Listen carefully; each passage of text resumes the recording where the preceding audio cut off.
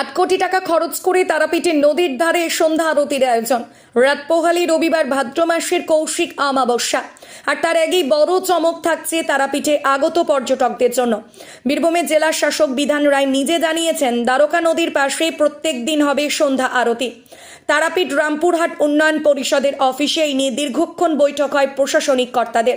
পুণ্যার্থীদের মতে এই আরতির মধ্যে দিয়ে তারাপীঠের মতো পর্যটন কেন্দ্র নতুন পালকের সংযোজন হবে এটি। এই আরতি শুরু হলে তারাপীঠ এই পর্যটকদের সংখ্যা আরও কয়েক গুণ বৃদ্ধি পেতে পারে। মূলত তারাপীঠে আগত পর্যটকরা মন্দির, আটলা মোড় এবং বীরচন্দ্রপুর ছাড়া দেখার মতো তেমন কোনো জায়গা পেতেন না এতদিন। ফলে এই 3টি জায়গা ঘুরে বেড়ানোর পরই হোটেল বন্দী হয়ে থাকতে হতো পর্যটকদের চাহিদা মেটাতে দ্বারকা নদীর পশ্চিম দিকে প্রায় 8 কোটি টাকা খরচা করে সাজিয়ে তোলা হয়েছে নদীর পাড়। টাইলস দিয়ে রাস্তা ছাড়াও নিরিবিলি পরিবেশে বসার জন্য ব্যবস্থা করা হয়েছে। সেইখানে বসে মন্দির, শ্মশান দেখার পরেও সুন্দর পরিবেশ চাক্ষুষ করা যায়। রং বেরঙের ফুলের গাছ লাগানো হয়েছে। দ্বারকার পাড়ের এই সৌন্দর্য পর্যটকদের কাছে আকর্ষণীয় হয়ে উঠেছে। এবার সেই পাড়ের আরতির প্রস্তাব দিয়েছেন জেলা শাসক। সেই মতো বাস্তব রূপ দিতে তৎপরতা শুরু করেছে TRDA। বারাণসীর মতো দ্বারকা বক্ষে বোটে করে আরতি দর্শন করতে পারবেন পুণ্যার্থীরা। সন্ধ্যায় দেবীর আরতির সঙ্গে পঞ্চপ্রদীপ হাতে তারাপীঠের সেবায়িতরা এখানে আরতি করবেন। বছরে 365 দিন বারাণসীতে গঙ্গা আরতির প্রয়োজন হয়ে থাকে। পর্যটক আকর্ষণ বাড়াতে মুখ্যমন্ত্রী মমতা বন্দ্যোপাধ্যায়ের নির্দেশে রাজ্যেও শুরু হয়েছে গঙ্গা আরতি। এবার রাজ্যের অন্যতম পর্যটন কেন্দ্র তারাপীঠে এই সন্ধ্যা আরতির প্রস্তাব দিয়েছেন প্রশাসন। তারাপীঠ মন্দির কমিটির সভাপতি তারামাই মুখোপাধ্যায় জানান, ইতিমধ্যেই কাজ শুরু হয়ে গিয়েছে।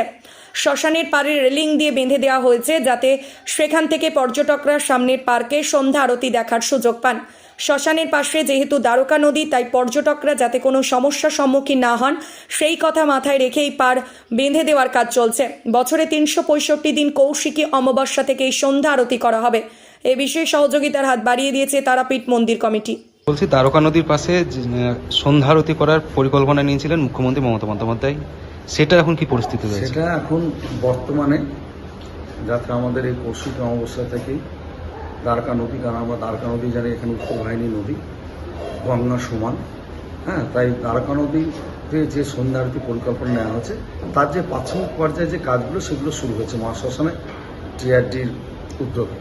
কারণ এটা মাননীয় মুখ্যমন্ত্রীর একটা স্বপ্ন ছিল যে তাড়াতাড়ি সন্ধ্যা আরতি হোক, এবং সেই উদ্যোগকে কাজে সফল করতে আমাদের মাননীয় জেলা শাসক থেকে শুরু করে TRDর vice chairman Sukumar Mukherjee, SDO সাহেব, চেয়ারম্যান সাহেব সবার উদ্যোগে সেই কাজ শুরু হয়েছে, এবং হয়তো সেটা এবার বাস্তবে পরিণত হতে চলেছে এই সামনে কৌশিক অমাবস্যা থেকে, যে দ্বারকা নদীর পাড়ে আরতি হবে। কারণ সামনেই মহাশ্মশান, তারপরে মন্দির, সেই পূর্ব দিকে মুখ করে যেমন হরিদ্বার, বারাণসীতে আরতি হয়, সেভাবে প্রতিদিন তারাপীঠে কিন্তু একটা আরতি হবে, গঙ্গা আরতি।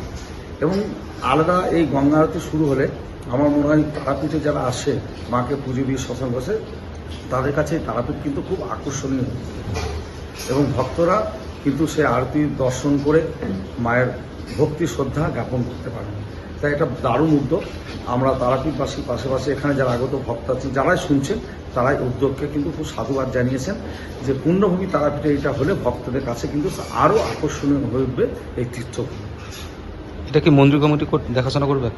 অবশ্যই আমরা সবসময় বলেছি সহযোগিতায় আমরা আছি, কিন্তু TRDর উদ্যোগেই এই কাজ চলছে। আমরা সবসময় সহযোগিতা আছি, যেরকম যে কোনো ধরনের সহযোগিতা আমরা আছি, কারণ মন্দিরকে কেন্দ্র করেই তারাপীঠের সমস্ত উন্নয়ন হচ্ছে। তাই মন্দির কমিটি সবসময় তাদের পাশে আসে, যেরকমই আসুন সব রকম সহযোগিতা করতে আমরা আশ্বাস দিয়েছি।